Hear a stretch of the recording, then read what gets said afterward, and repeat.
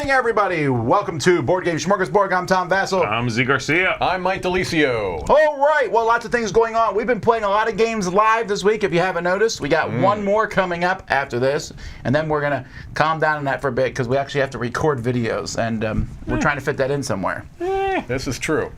But we're glad you're here for the second episode of Board Game Smorgasbord. This episode sponsored by Bezier Games. I think we have a contest. Do we, Mike? Tom, we do have a contest.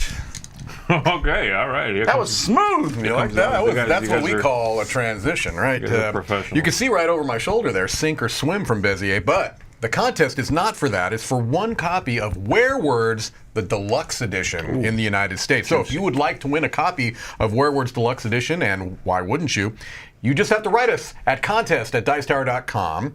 In the subject, put the word Vanna, or the name Vanna. Which may or may not have been the answer to a previous contest question. You know, I think that's a name that you don't hear enough. There's not enough Vannas out there. Common name. Is Vanna her full name, or was it like Steffi Vanna and they shortened it? I'm going to assume Vanna is her full name. I'm looking it up. Look it up while we continue. Yes. You're just trying to get me quiet. You do have to answer Mostly. a question. The question that we would like you to answer in the body of your email is, what is the max amount of words that the mayor can choose from? So, in the game Werewords, you have a number of different roles, one of them being the mayor. The question is, what's the max amount of words the mayor can choose from? Actually, her name is actually Vanna Marie Rosish. Okay. But they Vanna White White was a married name. Also, she's 65. Does that make you feel old? She looks fantastic, regardless of her age. Oh, I'm not criticizing. I'm just saying. So do you, Mike. Well, and you're ancient. I'd argue with you if I could, Z. I'm also 65. Like, a little good, a little bad. Not quite. There you got him. Yeah, what's he going to complain about? He can't. Oh, wait, he said I was ancient, but he said I look good. That's right. So it's a quandary. Good luck on the contest, everybody. All right. Well, let's get to the news let's get to the news. Let's do that. The news.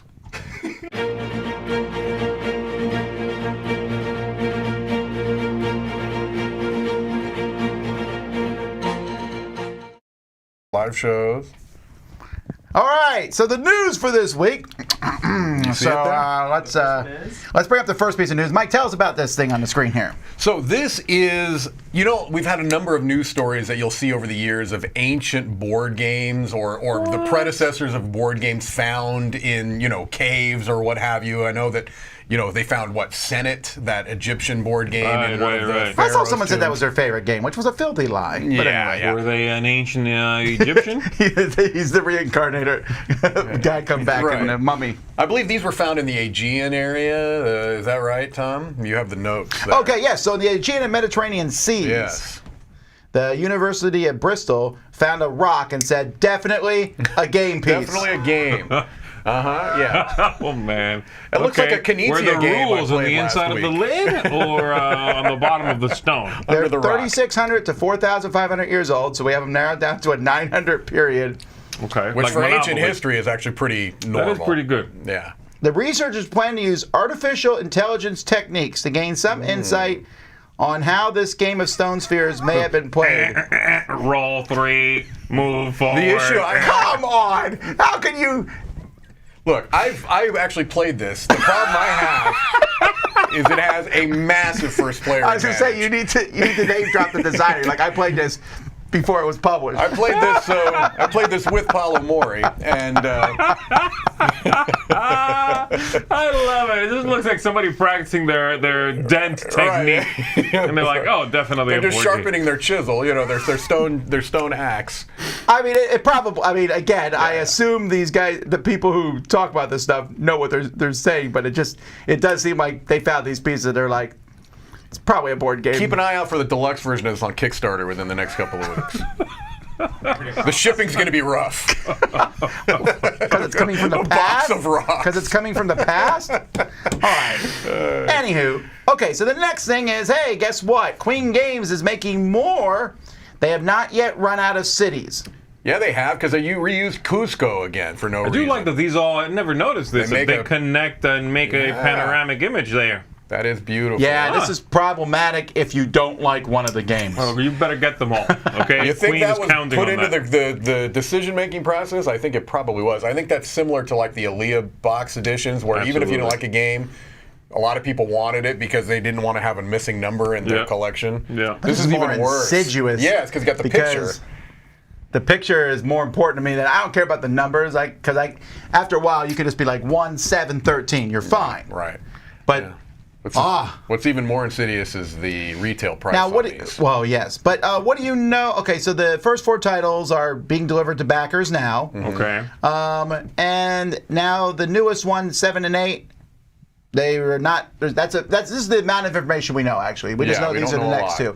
I would guess if I was guessing, one of them's a reprint and one is new. I really hope that Potentially. NASA is not. Amerigo?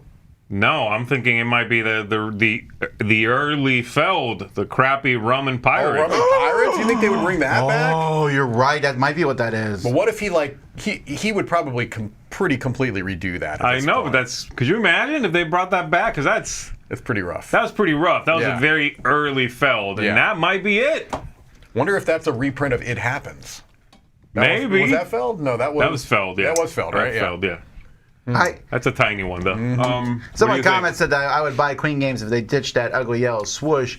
I get that, but these don't have that. These Right. look really good.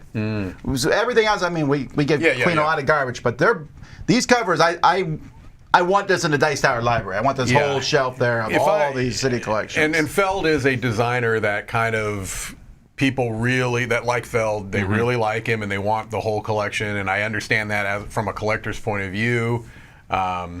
I'm not terribly interested in these, but I know that at Essen, the Queen booth area where they were demoing these Feld games was slammed. And I at wax all hot and cold times, on Feld, but yeah. I mean, some of it. I mean, I'm looking forward to playing whatever Bruges is called. Yeah. And I look forward to playing a few of them. And there's a lot of I'll even play the ones I don't like again, just in case. Yeah, there's a lot of early buzz for the new one, the big one, but who knows? Yeah, some of the Ferris wheel next to the Incan Temple seems odd. Well, you know what? This is like one of those future Earths where they took all the stuff off Earth and stuck it in one city. Yeah. All right. Well, we don't have a picture, but there's another expansion coming for Terra Mystica. I believe this is the... Oh, no. I'm sorry. This is not an expansion. This is a standalone sequel. Terra Mystica Age of Innovation. And this has been described as Terra Mystica on steroids. Yeah, because if you didn't, that light little filler game, Terra Mystica, you need to really ramp the difficulty and complexity up on that. Terra Mystica on steroids? Well, I they're don't saying even it's know closer what to that- Gaia Project. Gaia Project was more involved in Terra Mystica, but I didn't find it to be that much more It involved. certainly wasn't on steroids, right? Yeah. It was maybe on some sort of medication. Maybe but- on Tylenol PM. or Yeah, something, it was a little sleepy there, but then it caught a second wind. This game was originally, Age of Innovation, was supposed to come out in 2021. Right. Then 2022. Now they're saying 2023, which I think is legit. Capstone seems to be on the ball these days. It's interesting, though, because they came out with that Terra Nova one, right? That's like a beginner version Yeah, it was of like it. baby's first Terra Oh, Mystica. okay. Now you've got, now the real Terra Mystica, the gamer's Terra Mystica. This Terra Mystica is I for, still don't like this cover. This I've for never liked the cover mainly of Terra for Mystica. advanced children. maybe for precocious children. Like if yes. your kids have, this is for tweens. advanced placement. Terra Mystica classes. was for elementary. This is the CW of Terra Mystica. the teenager one's coming soon. Right. Okay. All right. This next game, we talked about this somewhere. Books of Time. We This is- saw it at Essen, Tom. It was they had a demo version out on the table. It's an early, and it had those little clippies, the little metal clips. Yeah. You're right. I'm a little The worried binder about those clips. binder clips because if you've ever been a teacher or a student even, those rings. There wear comes out. one day where you push them closed and they go past each other. You're like, ah. Yeah. Or you get your finger stuck in there. Oh! If you get your finger stuck in there, it's mostly just. Has this ever happened to you? It's mostly a user How problem. did you close yours? I closed them like that. I read that you're not supposed to do that. That you're supposed to push those clips on the end, Yeah, and that's why they break all the time on Yeah, us. And I was like, probably. so much faster. Did anyone ever do that though? I don't know. Like pushing the clips. That being said, we spent You a lot open of time. them like that. You definitely open them like that. yeah, Pop, you pop, do. right? I And they open them pop like open. that. No, I And I got would close to. 'em. I actually got to where I was pulling them apart with I the don't do I that. would do That's a that. monstrous thing. We spend a lot of time talking about the clips, but whether they work or not, we don't know. It's a neat theme, and I thought the look of it was pretty neat. It was kind of a novel idea where, you have pages you're flipping like a book, and hopefully it's good. I mean, Board and Dice have been a little bit all over the place for me lately. It's not a tea game though. It's not. No. Time. It's a designer of like mandala stones and the founders, I think, of Teotihuacan. So more of the abstract-y type of games. It looked good, that's for sure. Yeah, it when did I look saw great. Great cover too. All right, speaking of cool covers, we have Lost Lights. Lost Lights. This is a new 2-player game from Board Game Circus. This looks Julius so much Sue. like a Everdell expansion cover to me. It's crazy. Oh wow. With That's the, a with the gorgeous cover. fonts It's and a everything. really Yeah. pretty cover. It is. I'm confused as to why the L in Lights is capitalized, but the one in Lost isn't. It's Lost. But you're right, that is an odd choice. And then the name of the artist is Folko Strees. Yeah. and Folko Strees. The author's name. It's interesting though that the artist's name is equal, footing. I'm with seeing the that designer. happen more and Yeah. That's more. been happening more and more. Also, Yeah. I've noticed that the gears for designer is almost universally accepted now, as that means designer. That means designer. Yeah. Yeah, The and then gears and the artist. pen or the Right. plume. Right. That's a thing now. It is. I've seen a. That's fairly new. Yeah. Last few Yeah, years. but I've seen it a lot, though. Yeah, I'm I okay like with that. I I'm think, okay. I think it's I do cool iconography. It needs to supplant the meeple. It does. Yeah. And I've also seen an icon for developer too, but I can't remember what it was offhand. Anyway. That one's just a money sign, I think. Anyway, it's 2 players. Down, I'm You're going to kidding. reinforce your party with new followers or move them on the map, and then you fight. And if you have no party members on the map or someone runs out of card, it's over. And then you have a little bit of area control. Okay. The German version's coming out in March/April. Is it capitalized? I don't know when it's coming out here, but definitely one to look forward to. That's Do we know really about this pretty. board I game love circus? Yes, Board Game Circus it's is vaguely a familiar to company me. that I like a lot. And I'll tell you why. Tell me why. Because, as I pull them up here, Uh-huh. actually, Big no, I, Q-Birds, right? That one we've known. yeah, they work a lot with other companies here. So you Ah. can see Creature Comforts, but that's them working with Kids Table Board Table, Games, yeah. Four Gardens. They're working with Korea Garden Board Nation. Games. Was it Garden Nation from them originally? That was Asmodee, right? No, that's Bombics? Maybe. I think so, yeah. Grease Monkey Garage. We just talked about that on. Yeah, we did. Hidden They're Leaders. involved in a was lot Hidden Leaders of- Board Game Circus? No, Hidden Leaders was. Gosh, I thought that was Indie Board. Says and Cards. publisher I don't know. distributor of hidden gems for the German-speaking market. Ah, okay. So they bring over games for the Okay, German market. okay. Okay, interesting. This looks gorgeous. That's It all I does- got it so does look far. We don't pretty. have a lot of information, but boy, I want to try it. Now I remember they had a booth at Essen. Did They they? had the Ultra and the Loop expansions, but only in German. That's why I. Oh, okay.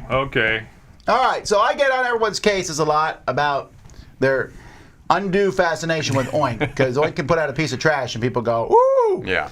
That being said, I'm interested in this one. It's called Make a Difference, and here you add subtle differences to these sheets for other people to find. Yeah.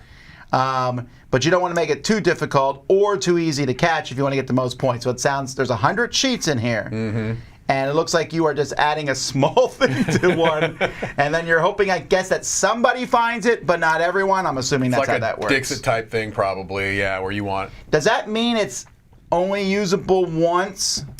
Well, probably, or you could dry erase it. You know what I mean? Although no, you wouldn't be able to, because then your marks would show up more. I'm just trying to figure out. I mean, they have to give you the exact same pen as these are made with. Otherwise, you can just tell the mark. pen difference. Like, hey, guys, I just need to tilt this page for a second. Yeah. Yeah, Got it. Yeah, you can just see it, right? Yeah. It's a clever idea. I wonder if the production will make this, if it'll make sense. Yeah. Like the production plays a big part of this. It does. If the pen mark that you used as a difference is obvious, the game doesn't work. So I wonder. I'm optimistic and Well, they're curious. definitely not dry erase, because if they're going to fit in an oink box and there's 100 sheets, they are like really thin folded pieces of paper. Well, I mean, they've done dry erase stuff in their games, like Yeah, but not They do have 100. some games. They Not do have some 100. games that are a little bit bigger. Yeah, they have the double-size box. Yeah. Also, I'm betting, based on that picture, that it is in their double-size box. That's probably cute. Oink is a fantastic company. They haven't done any games that aren't great. That's not true, but they have done some very nice games. back in the day, we used to make fun of WizKids covers. Nowadays, Yeah. they're like looking really good. This I one, like that. Rebuilding Seattle, Wow. looks really good. That's a great The cover. only thing I don't like about WizKids covers is I feel like that red line at the bottom sometimes Yes. clashes. In this case, it does. It's too Better than the yellow swoosh from Queen that somebody was Sure, just pointing but out. I'm just saying I wish they just put that WizKids logo in the whole red line. I Yeah, think, no. especially with that. Anyway, this is a tile placement game from Quinn Brander about recovering from the devastating fire that hit Seattle in 1889. So it's a city building game. Wow, okay. Yeah, I like that cover a lot. I feel like this is not a theme that I've ever heard used before. I've heard rebuilding San Francisco and such after the earthquake, but this I'm interested in this one. Yeah. Huh, cool.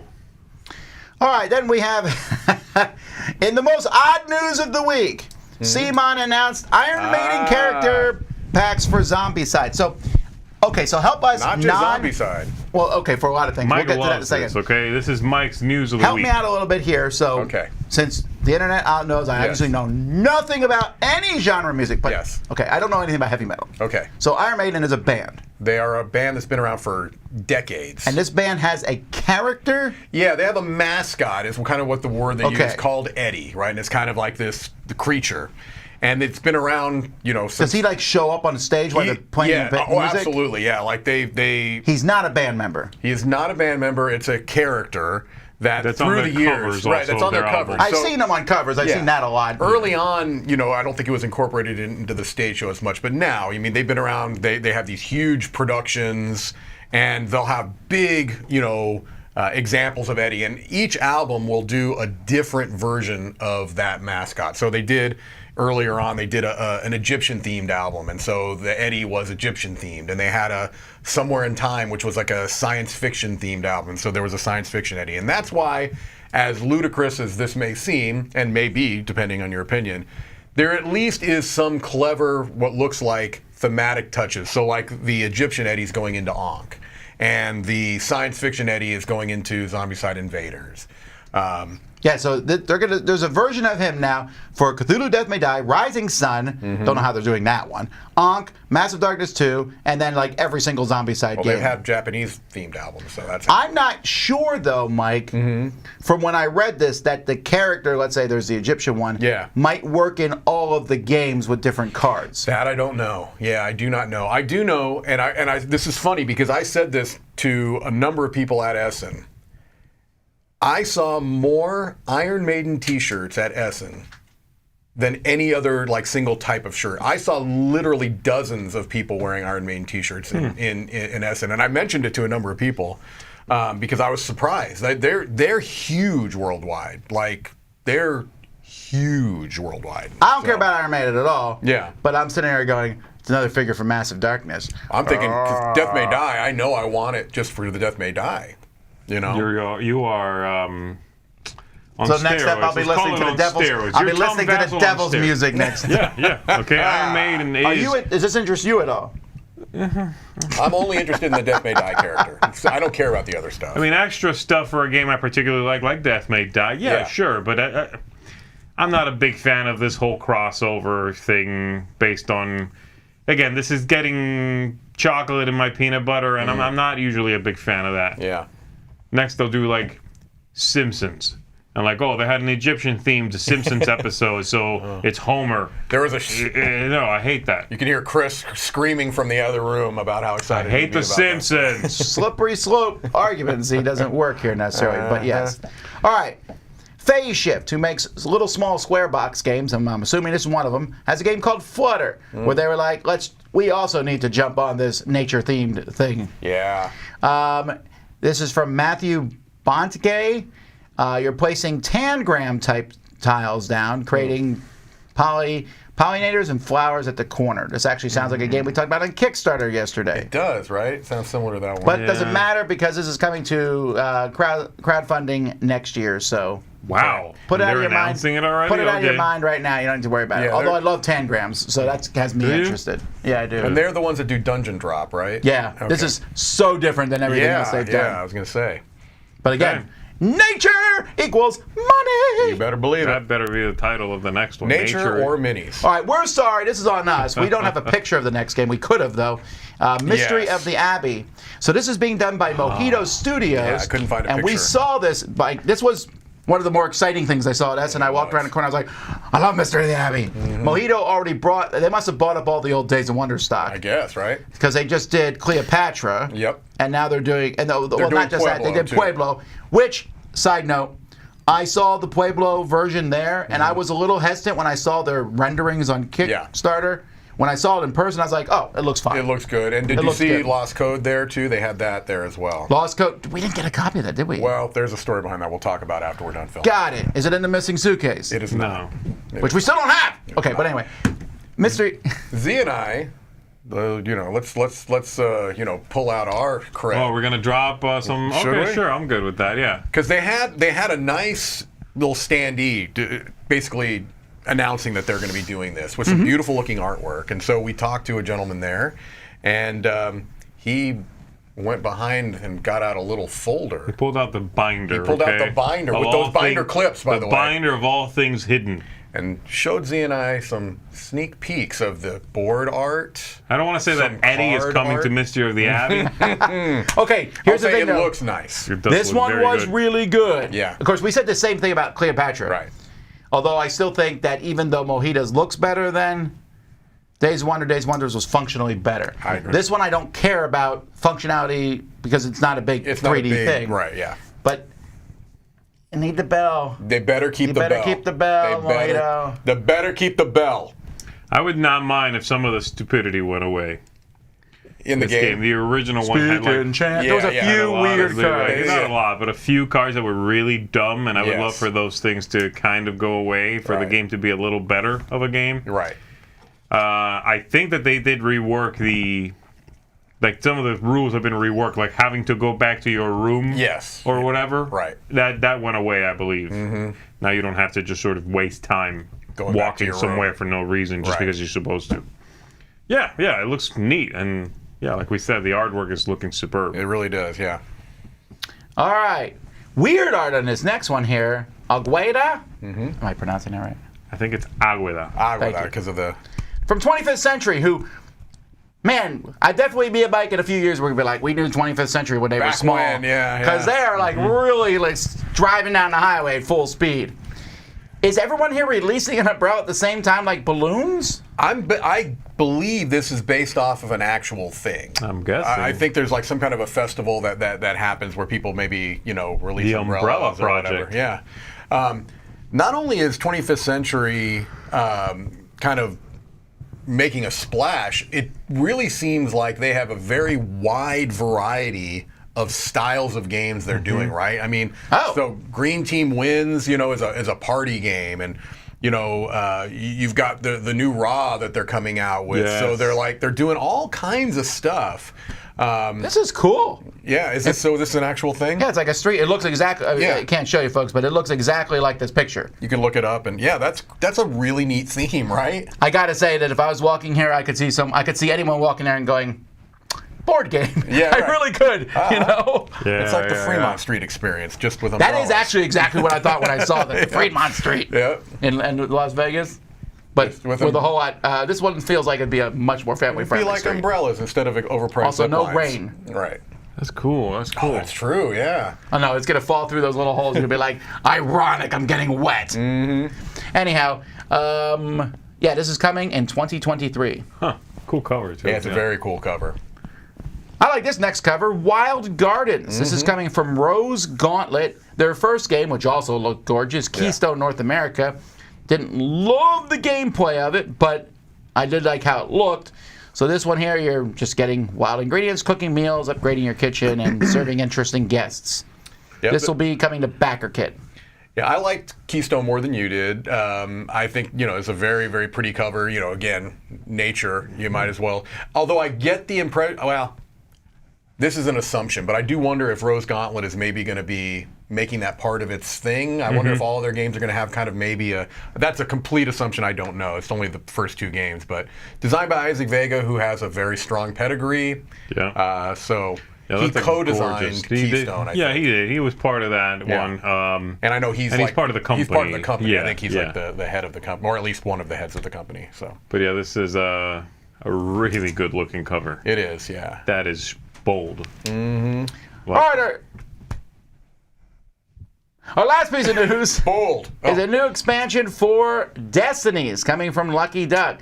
Destiny's Witchwood. And I gotta say, the more Destiny's leans into the horrific, the more I'm excited about it because... Really? Well, because when I play Destiny's, it's a fun game, but there was at least one of the scenarios, in fact 2, that kind of leaned into, we're in medieval times. Oh, it's medieval. And it was very mundane, I thought. Okay. They started doing fantastical stuff, especially with their Sands of Time expansion. And I was like, oh, wow, this is so much more interesting. Okay. I do wonder, because that Dark Quarter definitely was very successful, and that's based off of this system, and that is straight horror.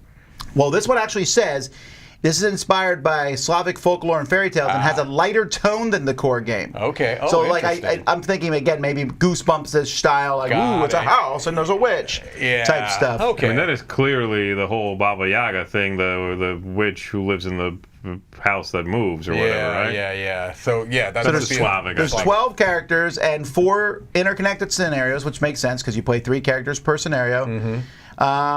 It's more character-driven than the other ones, as NPC characters that you meet may return in other scenarios or become playable characters. That's cool. That's done. cool. I'm all over it. There's also a new module, the character trait module and adversity module. I'm really interested in this because I like Destiny's a lot, and if they're making it cooler and adding things, I'm in, man. Yeah. Looks good. I like Destinies. I don't love it as much as everyone else does, but I'm glad to see that they're continuing to innovate. This is coming to GameFound, unfortunately, which means it'll be a while. It will be a while before you see it. I think it's on GameFound this next week, so maybe we'll talk about it more as time comes by. Anyway, folks, that is the news.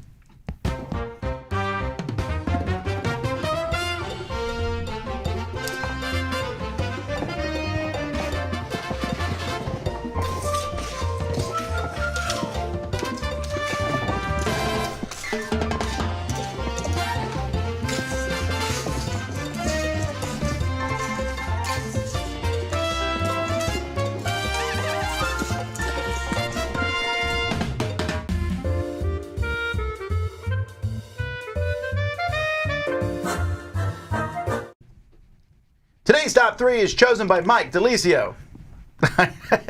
It's a power move. I mean, it's a theme that none of us could have come up with. Yeah, this was very. I dug deep. I looked within for this topic. I thought, okay, what's something that's going to really tell the people at home who we a lot are about us, yeah, right? Who we are. On a deeper level, not the surface level that you see here, right? Because we obviously are very, intelligent and handsome. That's self-evident, but we're so much deeper than that. We have so much more that make up who we are. Mike, what's the top 10? Top 3, I can go top 10 if you want, but top 3 breakfast cereals. Now, I want to point out here, I don't like breakfast cereal, any of them. I'm giving you the best 3 if I had to eat them. And I will tell you, I grew up eating a tremendous amount of breakfast cereals, but I now don't. Maybe once a year will I eat a breakfast cereal, but I have a lot of nostalgia for There's them. a store in Vegas, like a place that you can go and there's just tons of breakfast cereals. It's like a restaurant. Yeah, and just I would like that. And I'm like, I still get excited have a meal walking over there. down the breakfast cereal aisle, even if I don't buy anything. I still like to look. I'm not a big fan of milk. Is my thing. That's me too. That's neither. why I don't like cereal. Me neither. I never I'll have drink a the little milk. bit of milk. Only with cereal. Right. For cereal's sake. I Okay, I respect cereal. And I'll put up with cereal's friend milk for the sake of cereal. That's correct. I want just enough to moisten the cereal. I don't want it don't to ever be say that to me again. saturated. I don't want it to be saturated. I want it to be just moistened enough so that it goes down the gullet. Yeah, well, if you have too much milk, like, I don't know if it's on either of your lists, but like Captain Crunch might be a fine cereal, but the milk Captain Crunch makes looks like snot. It does. I'm not worried about that. Jeez. I am worried about that. When I was 17 and on my way to college, I had, for like 99% of my breakfast were breakfast cereal, and I told my mother, I said, I will never eat breakfast cereal again in my entire life, and I have done so to this day. I'm going to Never eaten assume breakfast. that Jason Dunham 27 in the years. chat here is trolling us by writing grape nuts up there. I'm sorry. They're neither grape nor nuts. They're terrible. They're BBs is what they are. They're wheat right. BBs. Oh, And I- right, we'll here let we you go. go Who's last. starting, Since you guys? last this time. I'll go You go last. first. What's your number All 3? right, my number 3 is Applejacks. Ah! Okay, Applejacks Makes is the like worst milk. Fruit Loops' more respectable cousin. That's true. You know what I mean? Fruit Loops is just like, I'm bold, I'm fruity, I'm mostly sugar. Applejacks pretends it's not sugar, at least. And that's really all I need, is the pretense of what something Milk is. is so terrible in Apple Jacks, though. We've all just established that we don't care about the milk. We don't drink the milk. Right. Okay, I like fine. the Applejacks. The Applejacks is good. Again, this is not. I'm not. I got like one cereal I really like. The other two are sort of honorary mentions here. I'll get to the number 1 obviously when I do. But Applejacks is my number 3. I think it's pretty good. Okay. I think spending a lot of time in the milk doesn't destroy it.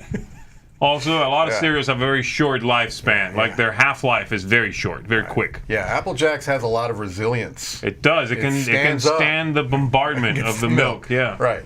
So that's my number 3, Applejacks, man. All right. My number 3 is one I think you can eat dry and it's okay, as it's, and not Chex, because Chex is a terrible cereal. Chex Mix is fine, but Chex itself, there's a lot of cereals like that. Like we were talking beforehand, like I loathe Rice Krispies. They're the worst they are. But Rice Krispie treats are like one of my favorite desserts in the world. Because they're just a crunch at that point. Yeah. But anyway, Cinnamon Toast Crunch would be my number 3 because. That's good. Who doesn't like Cinnamon Toast? Although, again, I'd rather have Cinnamon Toast Well. any old day of the week over Cinnamon Toast Crunch. But, all right, I'm done. Go. Have you yours. seen that Cinnamon Toast Crunch now has a churros variety? Dulce haven't de eaten it leche, yet. I think. Yes. No, it's both. Oh, they have both. They have I churros. bought both. Okay, I have I- a new top 3. My wife only ever buys the kids healthy, also generic, because you're trying to save sure, money. sure. So once every 2 months, I'm like, I go and I buy all the unhealthy, cool cereals because I'm the cool dad. Right, Nice, yeah. nice. Undermine her. Undermine her, and Good yeah, job, Tom. So it's interesting because my number 4 would be Cinnamon Toast Crunch.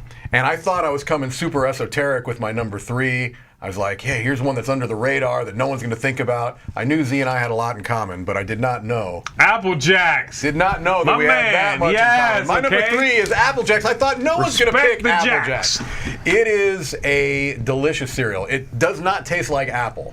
No, it does At not all. taste like Jacks. It does not taste like Jacks. What it does I've taste tasted like, Jacks. What it does taste like is a slight amount of cinnamon Right. and an indeterminate but lovely fruit flavor. I'm all Yeah. in on It's the Apple fruit. You were making it. Jacks. No, it is. No, it's like fruit punch. It's like when you drink fruit punch. Right. What fruit is in fruit punch? Fruit. I don't know. It's good Okay. though. It's good. I know It's that it's much. sugar berry. That's why I don't like fruit punch. But anyway, go ahead. yeah, that's what Yeah. it is. Number That's all I'm 3, Applejacks, a crossover. I didn't that did not anticipate that. What's your number 2? My number 2 is one of Tom's favorite cereals of all time, Rice Krispies. Is it Really? That's my number 2, Rice Krispies. Now, as opposed to Applejacks, Rice Krispies has a very short window of Yeah. usability. Like half a second. Half a second is you likely just right. shove it in your Yeah, you're like, as soon as it hits the milk, it needs to be hitting your mouth. I have a special funnel made with a receptacle of milk. And you pour the Rice Krispies here. They my mostly word. just, they glean the milk and go down the gullet. Because if you let those bad boys rest too long, it's a soggy sock. My issue with Rice Krispies is that they have absolutely zero flavor. So to make them edible, to make them a viable breakfast cereal, which Yeah. has to be sweet to be a breakfast cereal, it has to be You sweet. sweeten the milk. Well, no, I mean, That's what I do. you have to have a full layer of sugar on top. Okay, and that's how I ate full them. layer of That's sugar how I ate on them top. when my mom wasn't looking. I was like, Right. You have to put enough on that. Do you eat them with no sugar? No, I sweeten the milk.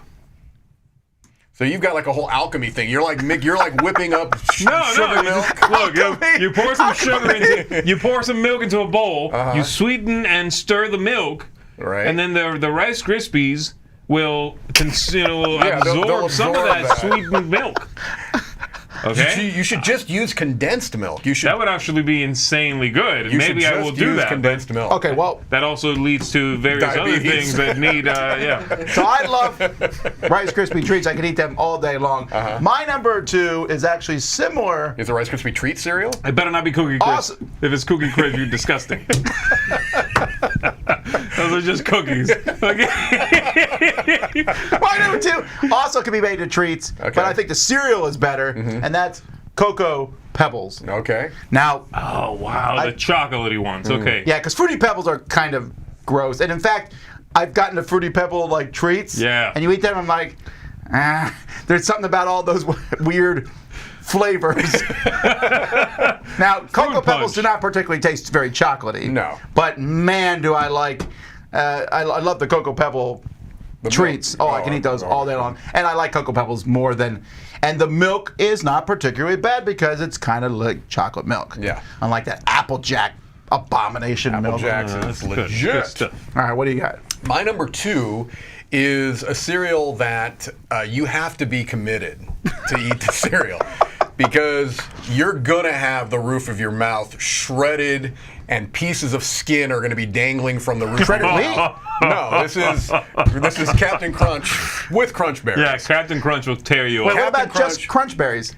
I don't like all Crunch Berries. I mean, that's too much, right? That's, Too much, I can that's think. just too much. But Captain it's Crunch the with worst Crunch milk. Berries, you keep getting into the milk. We've established I don't drink the milk. The milk is only there to moisten my My mom cereal. said you don't waste milk. I understand that, but Give it to the cat That's right. That's what afterwards. the cat is for. But this Mike will has cats. shred your mouth. It will. I mean, It'll tear you up. you're gonna have like sandblasting on the roof of your mouth, but it's worth it. It's that nice. There's a lot of peanut butter flavored cereals, right? And Captain Crunch doesn't even necessarily come So is out Captain and make. Crunch There is a butter? peanut butter Captain Crunch. But Captain Crunch on its own is a peanut butter flavored It's a cereal. weird Is that what it's flavor. supposed to be? It is. Huh. Yeah, It in tastes my like mind, blood to me, but that could just that's be, true. It could just be from the roof of your mouth. Yeah, it's a nice mixture, right? You have that It's real coppery, coppery, there's a nice cereal, coppery yeah. and peanut butter taste. So, yeah. Peanut butter cup. There is a peanut butter Captain Crunch that I think enhances it, but I think just regular Captain Crunch with Captain the Crunch also berries. gets soggy when it's. Not when I eat it, buddy. All right. It doesn't have time. It's just. You gotta go Rice Krispie treat on it. You like pour it, you listen momentarily, I've and then had you Rice eat it. Krispie treats from Captain Crunch, and they're not good. Yeah, I go directly from the box, and I have a little thing with milk here, and I'm just going. A squirt gun. You have your wife stand there, Yeah, super right. soaker. I like that. She's shooting in your mouth. Just got to get the ratio The right. whole thing. Eating cereal at the Delicio household. It takes years. Production. It is a whole production. It takes years. My number 1 has already been mentioned as an honorary mention, I think. My number 1 is, and it's really pretty much the only one I like, Cinnamon Toast Crunch. Cinnamon my number Toast 3. Crunch is the best cereal. It's sweet. It holds up to milk well. You can have it. If it's mostly dry, hasn't really absorbed a lot of been moistened yet. That's still good. If it gets a little soggy because you have to take a phone call and answer some questions from your doctor, Right. That's also okay. It'll hold up. Yeah, Cinnamon Toast Crunch is a solid breakfast cereal, I have a hot and take. the bars are good too. I have a hot take. People that eat Golden Grams Yeah, have never had Cinnamon Toast Crunch. right. Because otherwise they would not be Why eating would Golden they? Grams. Yeah. They'd be Hey, eating the much superior If your version. mom buys the version that's on sale each week, you're getting whatever you're getting. That's true. You're getting them, kicks. and the whole time you're internally weeping and wishing. Oh, I hate kicks. Yeah. Kid tested, mother approved. Kid hated, mother approved. Yeah, that's styrofoam balls. That's all you're eating there. But yeah. See, Golden Grams is a pale imitation of Cinnamon Toast Crunch. What do you got, Tom? I don't Take want to be number- judged here because what's your you number already one? prejudged me for my number I'm one. gonna judge you. Yeah. It's Cookie Crisp because they're cookies. Okay, your turn. Cookie Crisp. That's your number 1. Yes, Cookie because they're cookies. Now, they're not great cookies. They're but not they're great better. cookies. awful. Okay. No. But they're better than every other They're better than every other cereal. They're Aw, cookies. This is just, I'm just actually- look, grab a bag of Famous Amos, smash it up a little bit. If I toss was it out and allowed to, I You're would. a grown man. Who's gonna tell I don't you eat no? cereal. You're right. I tell myself no. I'm not a Well, huge you know. fan of Cookie Crisp, but they had some variant ones that I liked that weren't chocolate chip. They were like, they had like Cookie Crisp with like Snickerdoodle or sugar cookie. I liked there was those actually better. I didn't count like the weird one-off ones, but there was those like cinnamon roll ones for a while. No, there was. They were like, I remember. There was. Yep. They should just have like Hershey Kisses in a bag. Right. You know what I mean? Like here, this is chocolate. That's it. I think I should do that. Yeah. Circus peanut cereal. Oh man, Cookie Crisp. All right. My number one has already been mentioned. It's been disparaged, incorrectly. Kix? No. You kidding me? My number one, Fruity Pebbles, baby. Fruity Pebbles. You picked Fruity Pebbles over... Fruity Pebbles is orders of Pebbles? magnitude better than Cocoa Pebbles. No one thinks that. Even Fred and Barney. I definitely think that, but I don't like chocolate. Yeah. Fruity Pebbles is fantastic. As a matter of fact, not too long ago, I had a Fruity Pebbles shake. At Robert I should have remembered this. I remember that. road. No one else had the guts to get it. It was delicious. The only issue with Fruity Pebbles is that the way that it is produced, they're tiny little pebbles. They right? are very they're small very, pebbles. very If tall they get in pebbles. your shoe, that becomes a problem. Yep. The problem is that each box is basically a serving size for me, which is why I don't eat it anymore. Because you can pour almost a whole box of that into a Delicio-sized bowl, which is basically a Tupperware bowl. They're also smaller boxes. They are smaller boxes, and but I can knock back a box of that. That's why I don't eat it anymore, because it tests my self-control. Fruity Pebbles, my number one. Love That's it. a good list, except for Cookie Crisp. I mean, that's disgusting. I make no apologies. All right. Now, we're excited here because we have swag for the Dice Tower. It's one of the ways you can support the Dice Tower. You can go online and you can get hats and shirts and all sorts of things to show it off a little bit. And also, introducing a new segment, we have Mr. Brian Drake. All right, welcome to a brand new segment on Board Game Smorgasbord. Now, I've been racking my brains trying to come up with a name for this segment, and all of them are based on buffets and smorgasbords, and frankly, none of them are great so far, because the first thing that came to my mind was sneeze guard, and that's just disgusting. But this segment is all about 3D printing, so I'm thinking maybe like get a clean build plate. I don't know. It's all about 3D printing. Your questions about 3D printing, doing a little Q&A, week to week. Hey, if you have a question, drop it in here, and I'll address it each week. But one thing I want to mention before we go any further with this new segment is, again, I'm Brian Drake. Make sure to check out the merch store. The Dice Tower merch store is finally here, and it's finally open. We've got our initial offerings. Now, hear me say initial offerings because they will be added to constantly. In fact, we've already got socks in mind, and by the time you see this, they may already be up on the site.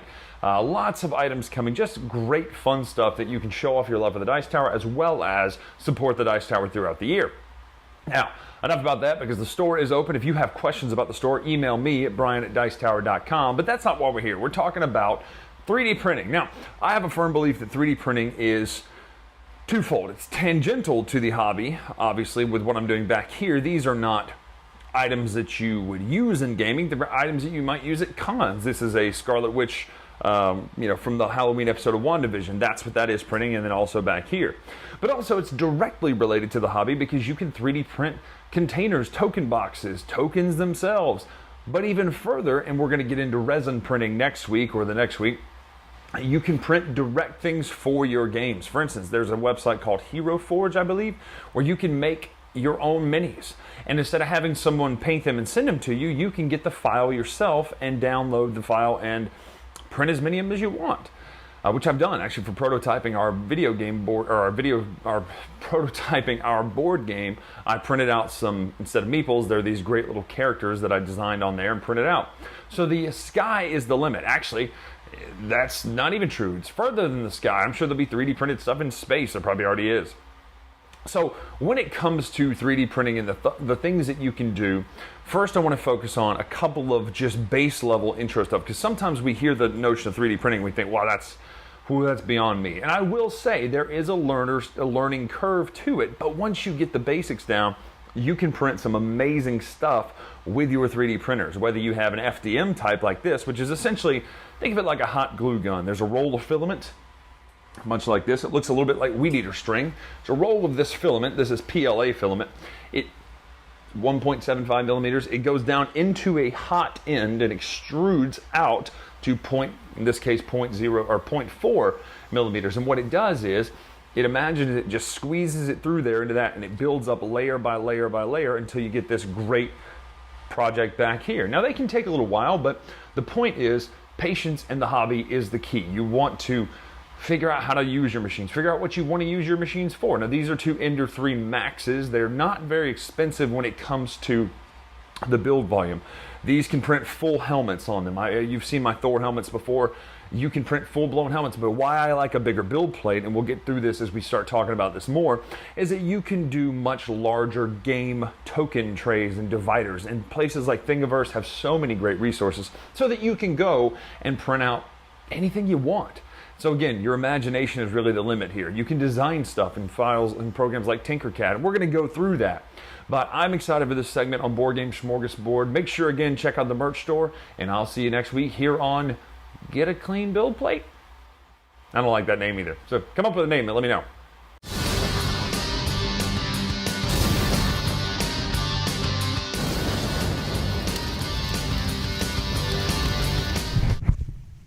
So I was in a conversation at the World Series of Board Gaming with some people talking about gaming and playtesting, because games should be playtested. No one is arguing that. No. Still doesn't happen enough with some games. Yeah. But games should be playtested. But we were talking about how when I playtest a game, so let's say I make game Blobbity Blue. So we always say don't playtest it with your mom and your family because they're going to just give you positive feedback, right? Right. So you playtest it and you go, like, give it to gamers and you say, hey, Jason Levine, break this game, and you get these. But what about people sometimes that experienced gamers? You can play test a game so much and have it so refined and all these cool strategies, but it's not a welcoming game anymore for new people because well, we play tested this out, and it's a great, amazing game now. So how do you find that balance? So let's say, Mike DeLisio, you design a board game. Okay. Who do you have play tested? As much as I can, I have a blind playtest group. I have a playtest group of people that I don't know personally. Well, how would you find them? You can. I mean, there are like groups, Facebook groups. Even I've seen there. In some of the larger cities that maybe have more of a gaming scene. I've seen actual like proto spiel type things where it's like, hey, come check out these prototypes. I guess the biggest thing, if I were going to be playtesting a game that I design, is that I see my role is to observe, not touch anything, not say anything as much as I can. I want them to be able to play the game from the rule book, and I'm there to write down questions that they have. Some people have people video themselves playing the game. Yeah, and do the same too. thing. Yeah. What about you? I guess the question, I mean, all of that obviously is definitely good ideas, right? You don't want to be teaching the game because you want it to be clear. You want to make sure you don't come in the box. You want to make sure you're not there getting in the way and facilitating things without even realizing it. Yep. That you shouldn't be facilitating for the players.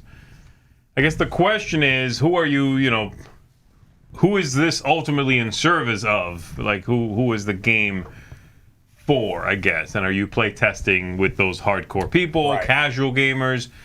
I think at the end of the day, you got to be play testing for you, the designer. You know what I mean? What kind of game do you want? I think a lot of the time, games, that thing happens where they are showing the game to hardcore gamers who understand the systems inside and out. The game is ultimately very well balanced, and you, as a new player or even as an experienced player playing it for the first time, play it once and go, that faction's overpowered. No, that faction's simpler and looks overpowered out of the gate, because that faction takes 8 plays to understand, and once you know how to play that one well, they're balanced. Right now, technically speaking, yes, it's overpowered. And eventually it won't be. I'm not a big fan of that. I don't actually like that. I don't like this idea of, no, it's balanced, but you need to play it 12 times. And then it's balanced. Once you know the deck of cards, and once you know every possible little loop that these people who are mega gamers figured out. Does it bother you less if they at least in the rule book put complexity levels on different factions? That's a little better, right? It's like, this is a 5 difficulty faction. This is a 1 difficulty. Yeah, that's a little better. That helps a little bit with that. But I find that in that case, I think there's, if I'm rating a game based on balance, I think there's 2 balances. There's balance and perceived balance. 100%. Because you come into the game and this happens a lot, especially with bigger, heavier games. people play them and go, this faction's overpowered. And people are like, it's not. You just got to like play a game with experienced people. But if your first gameplay and it crushes everybody else, you may not have a second gameplay, which is why what you said, you said you look for groups, and this is what I'm talking about. Yeah. You go out, you find these Facebook groups. I think there needs to be more playtesting done because those groups are like all die-hard gamers. And that is if they're an already issue. looking to playtest, it's because they know what they're doing. And they have a lot of context. They have a lot of scaffolding that they can kind of build from, because if you're playing, if you want a welcoming game, if you want a game that has a wide appeal, you have to assume that there's going to be a lot of people that don't have that back. They haven't played 300 games. They don't know, like, oh, this is a form of set collection. I've seen this in Colorado or whatever. They don't have all of those things to pull from. So that is an interesting point in that. But the trick is how. How do you find people that aren't regular hobby gamers that are not only willing to sit down and play a game, because maybe it's not something they do very often, but are willing to sit down and play an unfinished game, and maybe one that doesn't look as pretty, and maybe, doesn't have all of the training wheels that a published game is. It's probably hard to find those people. That is tougher, but people might default to friends and family. I think that hurts. It hurts 100%. Some games because you can be like, oh, this was clearly play tested with, and all these intricacies, but they clearly never tried this with people who don't know much about games. Which is why I think at the end of the day, you need to play test for you, the designer. Do you want your game to be approachable the first time out of the gate? Do you want it to be the kind of game that the first 2 games of it are fully learning? You don't expect things to feel balanced. You don't even expect them to feel right yet. Yeah. You need to be aware of that, and your game is going to be for a specific audience also, Yeah. If you are getting feedback that says this faction's overpowered, this one's overpowered, but when you play it as an opening salvo, it feels right, then maybe it's okay that one of them is a little bit better after 20 games. Yeah.